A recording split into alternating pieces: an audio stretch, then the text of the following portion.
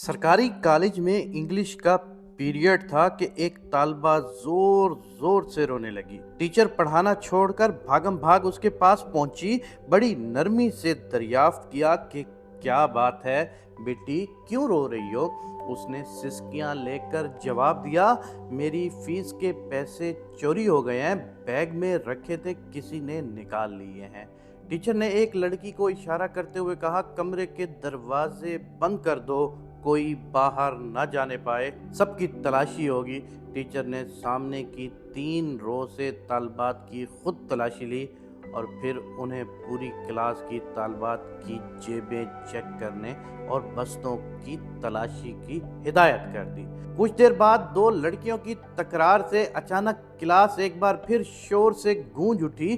Teacher अपनी कुर्सी से उठते हुए बोली, क्या बात है मिस। तलाशी लेने वाली तलबा बोली, कोसर अपने बैग की तलाशी नहीं लेने दे रही। टीचर वहीं तड़क से बोली, पैसे फिर इसी ने चुराए होंगे।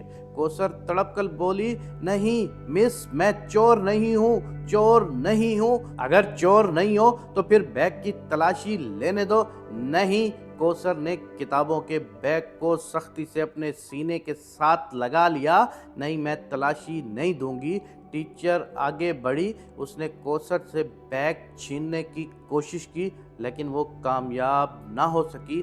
उसे गुस्सा आ गया। टीचर ने कोसर के मुंह पर थप्पड़ दे मारा। वो जोर जोर से रोने लग गई। टीचर फिर आगे बढ़ी। अभी उसने तलबा को मारने के लिए हाथ उठाया ही था कि एक बारोब आवाज गूंजी, रुक जाओ। टीचर ने पीछे मुड़कर देखा तो प्रिंसिपल साहिबा थीं। न जाने कब किसी ने उन्हें खबर कर दी। उन्होंने तालबा और टीचर को अपने दफ्तर में आने की हिदायत की और वापस लौट गईं। प्रिंसिपल ने पूछा, क्या मामला है। टीचर ने तमाम माजरा कह सुनाया।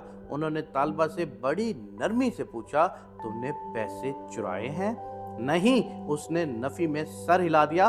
कोसर की आंखों में आंसू भर आए थे। बिल फर्ज मान भी लिया जाए। प्रिंसिपल मतानत से बोली, तमाम तालबात अपनी अपनी तलाशी दे रही थी, तुमने इनकार क्यों किया। कोसर खामोशी से मैडम को तकने लगी। उसकी आंखों से 2 मोटे मोटे आंसू निकलकर उसके चेहरे पर फैल गए। टीचर ने कुछ कहना चाहा, जहां दीदा प्रिंसिपल ने हाथ उठाकर उसे रोक दिया। प्रिंसिपल का दिल तालबा के चेहरे की तरफ देख रहा था जो उसे चोर मानने पर आमादा न था। फिर उसने तलाशी देने की बजाय तमाशा बनना गवारा क्यों किया, इसमें क्या राज है, वो सोचने लगी और फिर कुछ सोचकर टीचर को क्लास में जाने का कह दिया। प्रिंसिपल ने बड़ी मोहब्बत से कोसर को अपने सामने वाली नशिस्त पर बिठाकर फिर इस्तग़फ़ार किया। उसने खामोशी से अपना बैग उनके हवाले कर दिया। प्रिंसिपल ने इश्तियाक, तजस्सुस और धड़कते दिल के साथ बैग खोला। मगर ये क्या, किताबों के साथ साथ फूला पिचका हुआ शापर बैग से बाहर निकल आया। तालबा को यूं लगा जैसे उसका दिल सीने से बाहर निकल आया हो।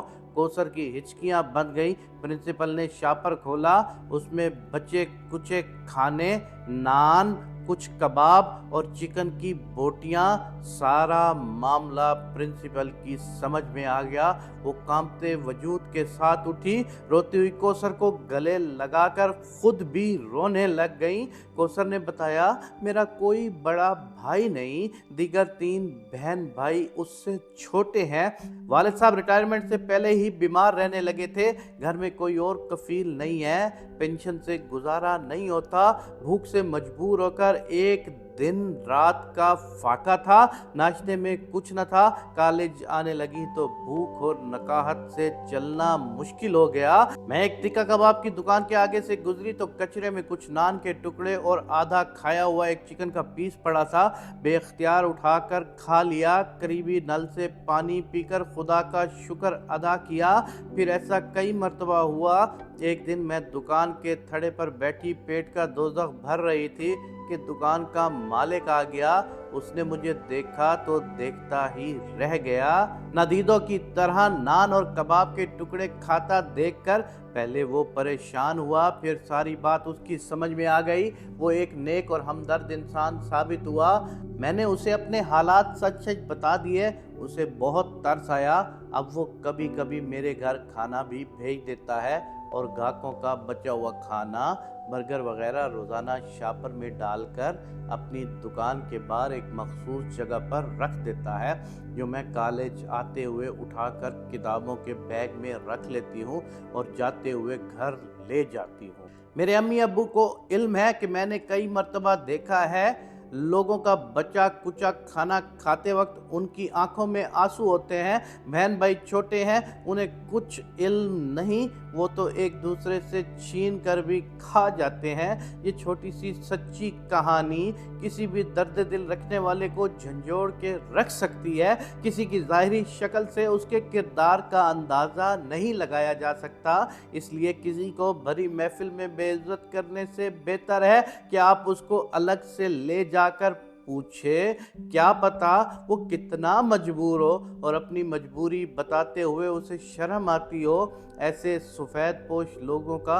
अगर हम थोड़ा सा ख्याल रखें तो हमारी दौलत या हमारी शख्सियत में कोई फ़र्क नहीं पड़ेगा।